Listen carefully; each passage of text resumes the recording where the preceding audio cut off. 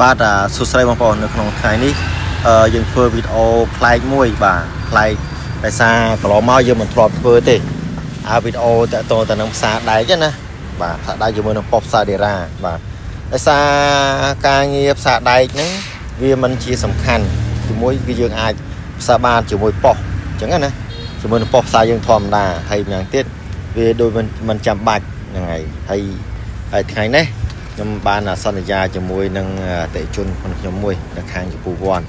ថាខ្ញុំនឹងធ្វើវីដេអូផ្សារដែកមួយព្រោះដោយសារខ្ញុំក៏មានចិត្តចង់ធ្វើដែរតែចេះតែមិនបានធ្វើដោយថាគិតថាវាមិនមែនជារឿងសំខាន់ណាហ្នឹងហើយក៏តែសម្រាប់ប៉ុស្តិ៍នេះយើងអាចផ្សារដែកបានហើយយើងអាចផ្សារដែកប្រភេទដែកហ្វុងក៏បានដែរណាក៏តែខ្ញុំនៅតែលើកទឹកចិត្តថាផ្សារដេរ៉ាអូខេក៏តែវាអាចធ្វើបានពីព្រោះអី option វាមកមាន3ផ្សារដេរ៉ាផ្សារណុកផ្សារដែកហ្នឹងហើយអញ្ចឹងអានេះវីដេអូផលផ្ទាល់ហ្នឹងបងប្អូន